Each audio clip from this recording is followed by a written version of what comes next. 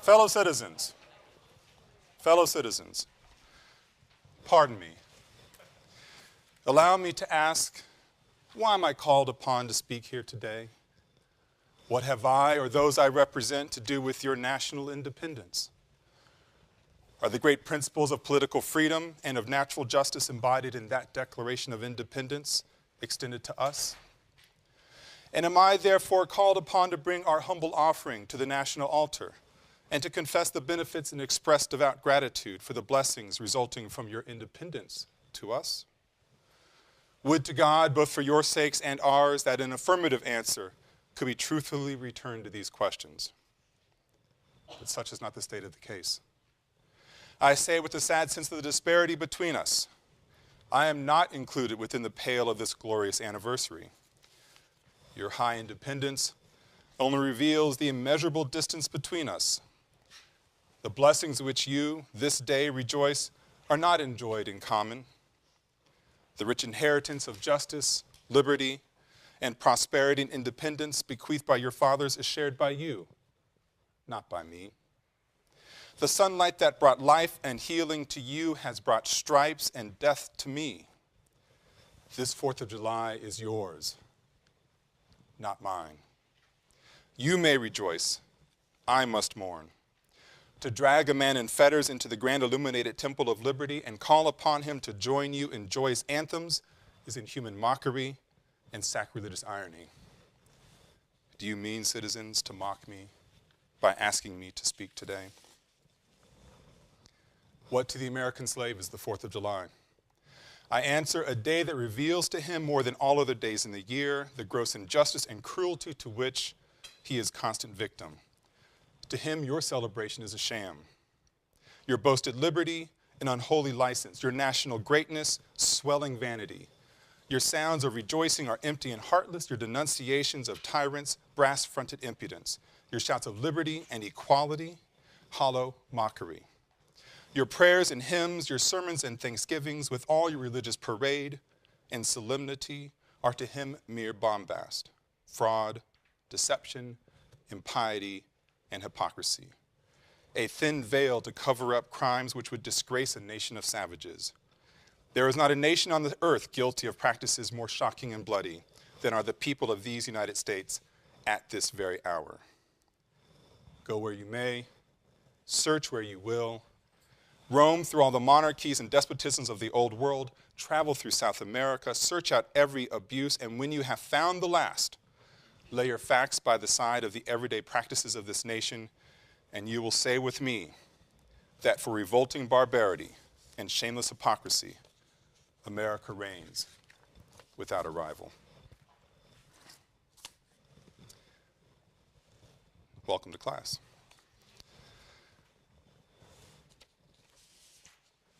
Many of you will have recognized Frederick Douglass's speech, delivered in Rochester, New York, to abolitionist friends on July 5th, 1852. Douglass was invited by his friends to come to Rochester on July 4th to talk about the meaning of freedom, the meaning of liberty, the meaning of this great country. These were his friends. He refused to come on July 4th for the reasons that you've certainly heard in this excerpt. And this is a 3-hour-long speech I spared you 2 hours and 58 minutes of. It's a brilliant speech. But he refused to come on July 4th because to talk about independence and liberty to a person who emancipated himself was unkind at best, certainly blind. But he did come, and he came on July 5th, the next day, and offered and presented, which was one of the great speeches in American letters. Now, this course is about the African-American experience after emancipation, from emancipation to the present. Today, however, I'm going to lay the foundation for the course by discussing events prior to the emancipatory moment. This class is about post-emancipation, the post-emancipation African-American experience.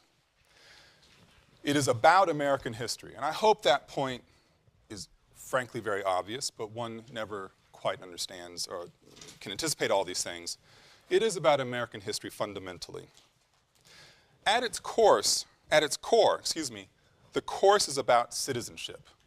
Most important keyword for the entire class. The course is about citizenship. How one becomes a citizen, what one does to preserve that citizenship. At its core, then, the class asks the question, what does it mean to be American? Now, I will ask this question explicitly a few times in the class, but implicitly it is woven through so much of what I'm going to be talking about. What does it mean to be American? Now, we started today talking about, or listening to an excerpt of Douglas's famous oration from 1852. And I want to move backward even further, another 80 years or so, going from a rather well-known document and a quite famous individual to a rather unknown document and to someone who is essentially lost to history. I want to talk about events in the 1770s. One quick tangent, though. When I was about 4 or 5 years old, living near Concord, Massachusetts, my mother would take me on field trips. She'd try them out on me before taking her first and second graders. And one day she took me to Minuteman Park. Has anybody been to Minuteman Park? It's beautiful, right? It's gorgeous. Anyway, the site of the start of the Revolutionary War. So I'm, with my 4- and 5-year-old attention span, listening to the tour guides walking through these beautiful fields and meadows. Afterwards, we're driving on a country road, and I point to these stone walls. I said, Mom, those are like the walls the Minutemen hid behind from those stories. She said, Jonathan, those are the walls. I was 4 or 5 years old. I mean, I was not really thinking in grand historical terms. I mean, life did not exist beyond my 4 or 5 years as far as I understood it. But at that moment, I sort of was astonished that these stories, these fun little stories I've been hearing for the past hour or so, whatever it was in the tour, were actually true. That something existed beyond my own existence on the planet. Looking backwards, I'd like to think that that's when I became a historian, although I would try to be an orthopedic surgeon and then a lawyer. That stopped after a couple weeks in college. But I can look back and think that I learned something that day, that there was something about something larger than myself around me. Near Concord, near the Minuteman Park, there's also a cemetery. And at that cemetery, there's a headstone. My mother didn't take me on this field trip. We went with other people and did charcoal rubbings of headstones in Concord cemeteries. The story behind this headstone is where I want to start this course, really. It's a story about a man named John Jack. It's a story about an individual who certainly understood very well about a sense, the existence of forces much larger than himself, determining his life.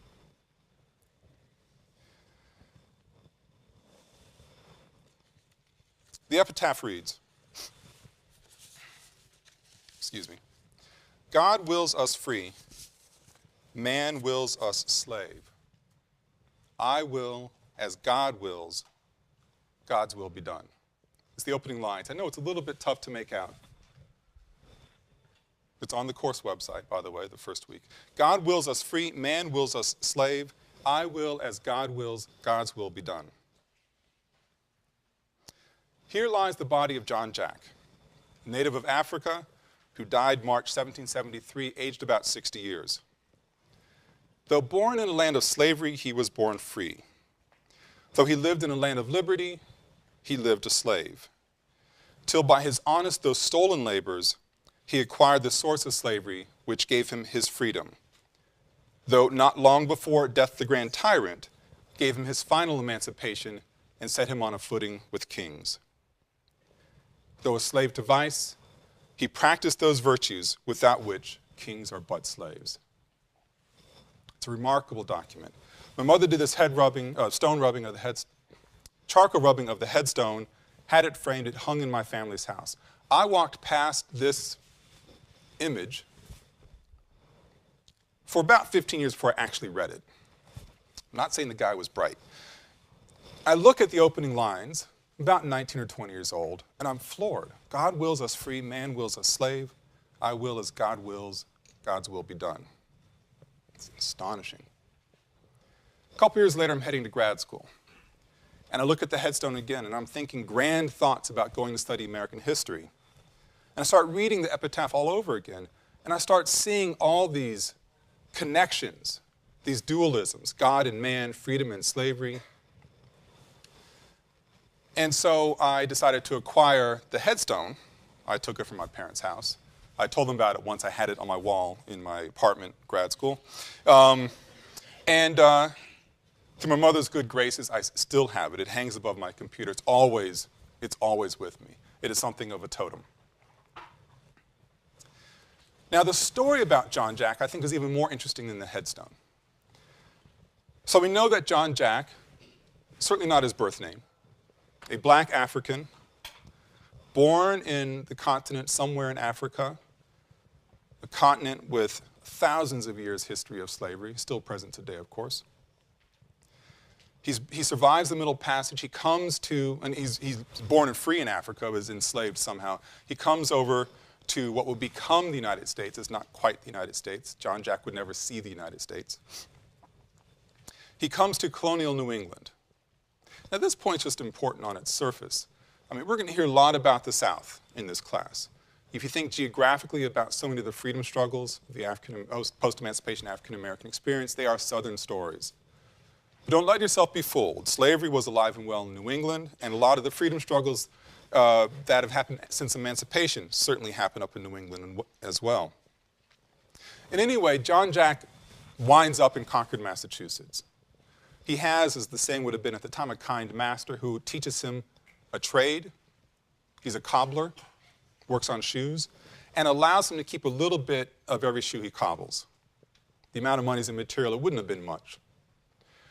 Over time, through his stolen labors, his honest though stolen labors, as the epitaph says, he acquired the source of slavery. He raised enough money to buy himself.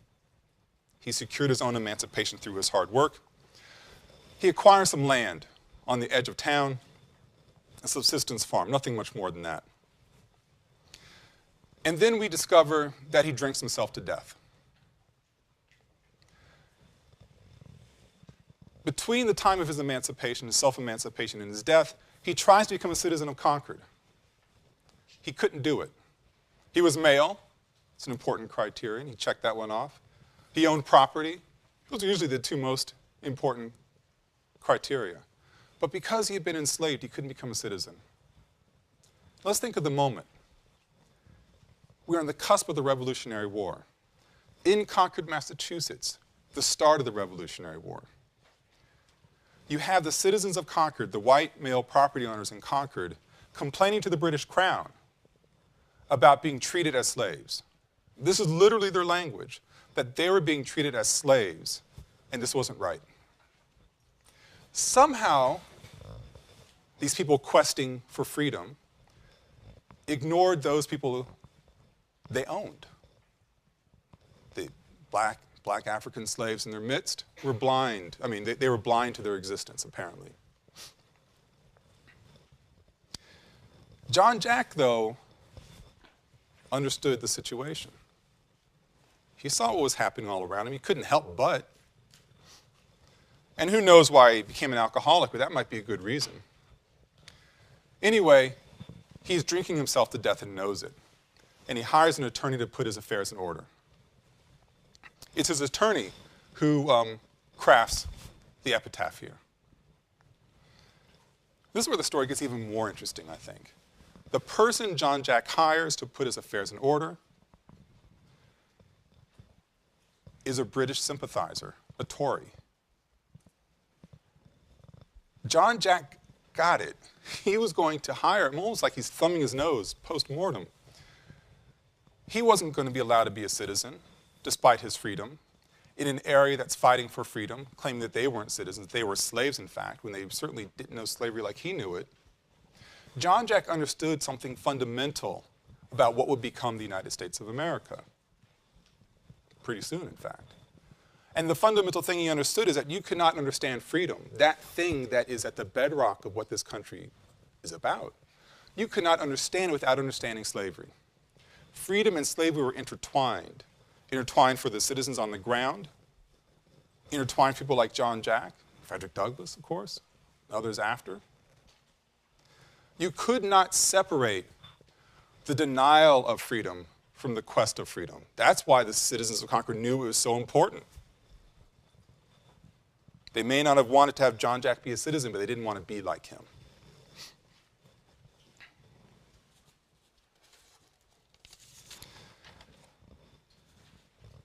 "200 years later, after John Jack's attorney produces this epitaph, not quite 200 years, let's say 180 or so, Ralph Ellison, one of the great writers in the American past, identifies much of the same phenomenon that John Jack must have identified and that John Jack's attorney certainly understood. And he wrote this brilliant passage. I'll probably use it again later on in the course. Ellison wrote, "Southern whites cannot talk, walk, sing, conceive of laws or justice, think of sex, love, the family, or freedom without responding to the presence of Negroes." They're intertwined, linked fate, as it were. Now, this course is going to spend a fair amount of time examining this phenomenon, the linkage between freedom, not so much freedom and slavery, but citizenship and the denial of citizenship. And we're going to spend time investigating how this challenge, this problem, this tension, can be located in unexpected places.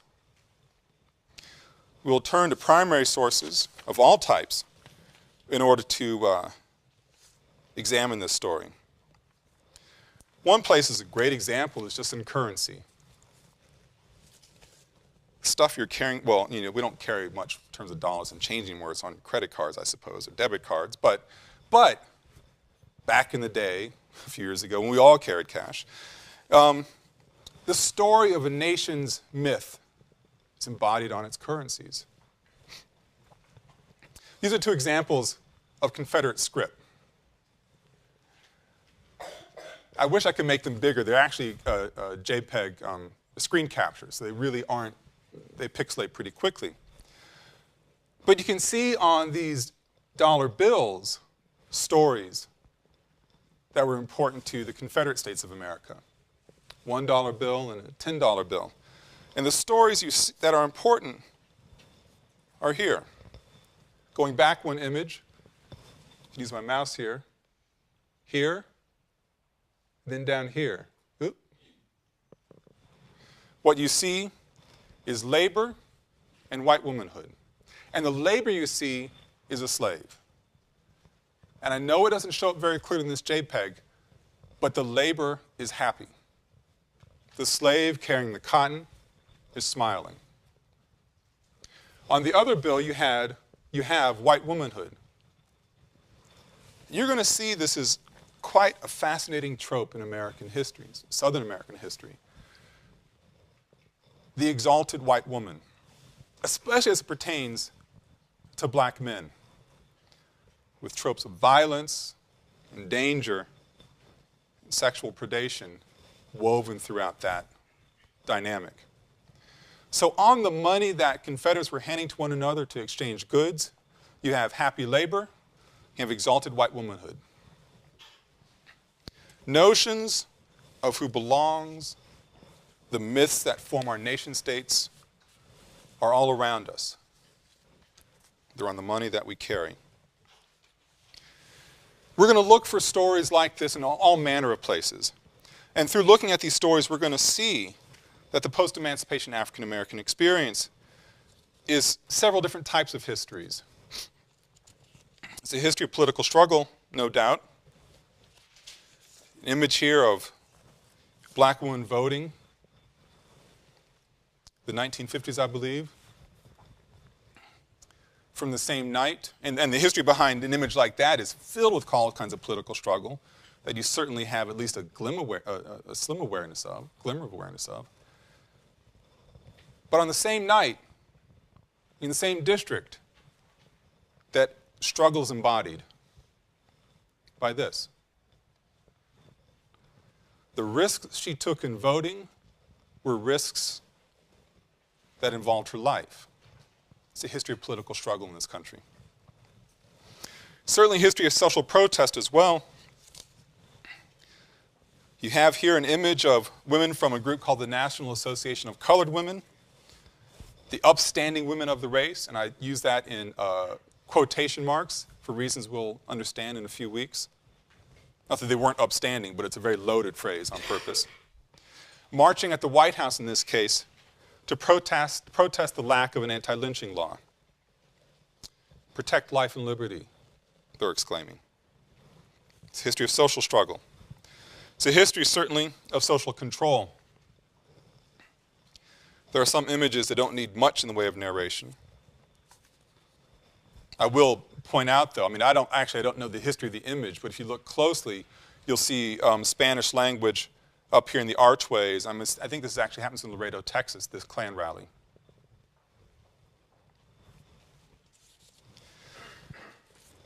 It is also a history of cultural celebration.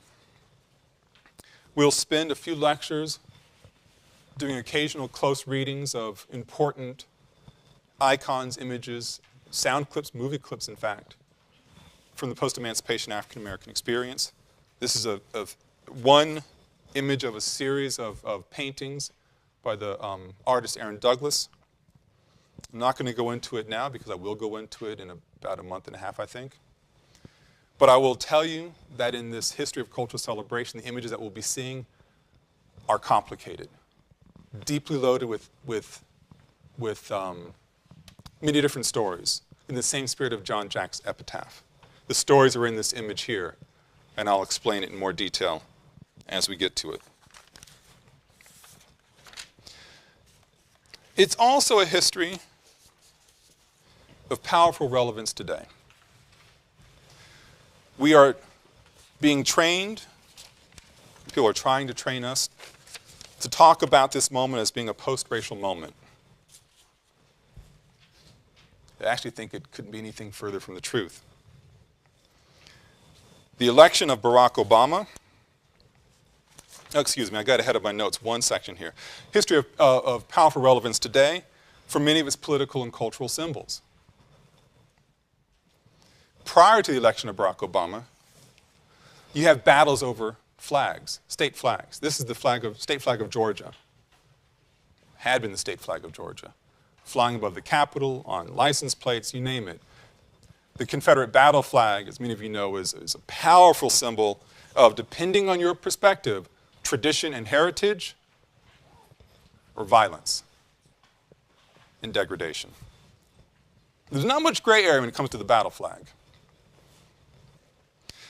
As NAACP organized protest about the flying of something with the Confederate flag and state property, and Southern legislatures refused to back down. Interestingly enough, the NFL, the National Football League, has done incredible work in getting rid of the symbols and markers of a segregated past for fear of threatening boycotts, removing the Super Bowl from, say, Atlanta because of the Confederate battle flag. And in fact, doing something like this in Arizona over the fact that Arizona did not recognize Martin Luther King Day as a state holiday. The battle ensues over these flags in Georgia, and one option is going to be this flag that incorporates all the different flags from Georgia's past, and this is the final cleaning up, as it were, of Southern history. Now, it's a history of powerful relevance today. This is a handful of years ago. Moving to more local events in history, we can think now about the election of Barack Obama. 2 years ago, when I was teaching this class, Obama and Clinton were heading into the Democratic primaries, and I'll confess, I thought Hillary Clinton had this thing locked up. And then this young senator from Illinois goes on a historic tear. And as I'm giving the lecture course, I'm like, wow, I've got to rewrite the end of my class. And And then during that election campaign, there was the Reverend Wright scandal and Barack Obama's famous speech in Philadelphia during spring break, which I really had to rewrite the end of my class. After the class is over, he goes and gets elected. Some of you were here for that moment. This is a screen capture from the Yale Daily the next day after Obama wins the election. There's a moment here of the student carrying one of the iconic images in the Obama campaign about hope and a suggestion of a new day. And again, the suggestion of a post-racial day. Now, I don't want to deny the fact this is an historic election for all manner of reasons, whether it was Hillary Clinton who won or Barack Obama who won. If a Democrat was to win, is going to be historic. I don't want to minimize that. But I also don't want to buy into the fact that simply because the nation has elected a president who is ostensibly black, and I say that very purposefully. We think about racial coding as we get later on in this course, you'll understand better why I say ostensibly black. I don't put any political meaning in that phrase, by the way. I'm not trying to either prop up or push down Barack Obama's racial affiliations. But electing a president who's ostensibly black, the nation healed itself. It found a way to get past its ugly histories and its scars. It was a better place. It was a more perfect union. It was post-racial. But really, was it? Let's think more locally. Let's go back to Confederate script. As it happens, I've been showing the other Confederate script for years. And about a year ago, I discovered that somewhere in the last couple of years, Yale bought a huge collection of Confederate script. It now has the largest collection in the world of Confederate script. Just one of these things. It's actually, they are beautiful documents. I mean, beautifully constructed. So I went up to the numismatic. It's one of the words you don't want to flub, but I just did. Collection at Sterling Library. And looked at the Confederate script. And I was floored when I saw this image. I'm like, can you scan this for my purposes, please? You have Happy Labor. You have Lady Liberty. This is Happy Labor. You have this man. Those of you who know the residential college system at Yale, which is all of you, will know that one of them is named Calhoun College. You'll know I'm the master of Calhoun College. I think it's just humorous and it's just its nomenclature. Certainly, this is John C. Calhoun, one of the great men of Eli, as the Yale Corporation fought through the naming of the residential colleges, the first 7, back in 1931 and 32. They wanted to name the colleges after the great sons of Eli, excuse me. And they wanted, the greatest Yale alum in the world of arts, in the world of letters, in the world of politics, and so on. And they decided that John C. Calhoun, an important person, there's no doubt about it, Vice President of the United States, powerful senator from South Carolina, still revered in that state as one of its great heroes. They decided that John C. Calhoun was their greatest alum. There is no financial connection from the name or the family to the college, but this is the logic of 1932-33 Yale Corporation. John C. Calhoun was the architect, although he did not live to see the Civil War. He was the intellectual architect for secession. He believed in states' rights, an important theme of this course that we'll be talking in much more detail about later on. And he certainly did not believe that slaves were fully equipped to handle the rigors of civilization. It may sound like kind of a strange sentence construction. They weren't ready to handle the rigors of being civilized. But this is the language of the day.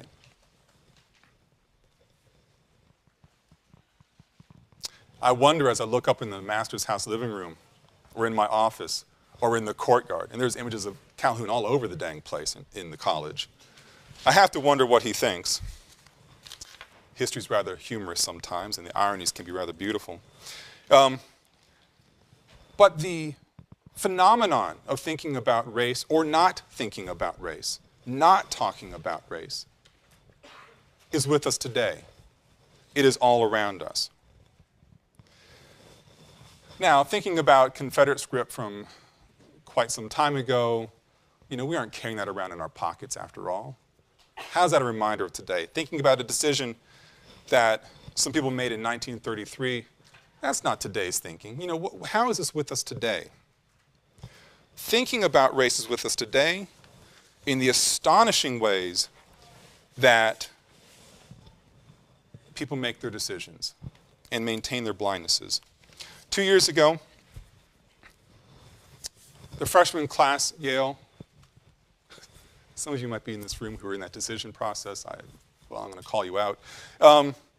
Decided to have for their freshman ball the theme called Gone with the Wind. Was that last year? Last year. Well, let's just say when I heard word of this decision, I thought it was a very curious decision. I discovered the more sort of immature, sexually prurient reasons for calling it Gone with the Wind. I won't get into those now. But I also know that people thought it would be nice. They're aware that the movie Gone with the Wind is complicated. They thought it would be nice to get dressed up in ball gowns in the cotillion style and go to Commons and have a wonderful time. The blindness, though, astonished me. Getting dressed up for a cotillion might sound lovely. People can, Yaleys can make amazing costumes. But was that really Southern history? Was that really what happened? Was that what it was all about? You need to understand, as I was telling the students when I was raising my concerns about this, that in many places where you had this plantation society, people dressed up for cotillions, occupying buildings built by slaves, in many of these places, most of the people were black. Gone with the Wind kind of erases this history, doesn't talk about it. And the notion that some of the most educated people in the world would fail to understand the connection or the lack of connection with Gone with the Wind to our lived experience is rather breathtaking and rather depressing. So I decided in my next lecture, that is a teaching moment, and read a poem called Southern History with the great poet Natasha Trethewey, who was here last semester, actually. Professor Trethewey says this: "Before the war, they were happy," he said, quoting our textbook. This was senior year history class. "The slaves were clothed, fed, and better off under a master's care." I watched the words blur on the page. No one raised a hand, disagreed. Not even me. It was late. We still had Reconstruction to cover before the test, and luckily, 3 hours of watching Gone with the Wind. History, the teacher said, of the Old South. A true account of how things were back then. On screen, a slave stood big as life, big mouth, bucked eyes. Our textbooks grinning proof. A lie my teacher guarded. Silent. So did I. Now, the purpose of my class is not to stand silent, and I hope that you will take with you that same determination. This is a local history, after all. You live in it, whether you live in Calhoun or whether you happen to live in Davenport and Pearson colleges, where 2 years ago, this was spray painted on the walls outside the dining hall. Nigger school. Now, I don't think anybody from Yale spray painted this, or drama fags across the way at the School of Drama. I don't think for a second anybody at Yale spray painted this. But even though we are at Yale does not mean that we are not in New Haven. Even though we are at Yale does not mean that we are being fed by a population that comes from a dramatically different set of resources than we do in a highly segregated, de facto, to be sure, desegregated workforce. It is around us, we are subsumed in it, and it is our obligation to learn this history, lest we repeat it. Thank you very much, and I'll see you on Wednesday.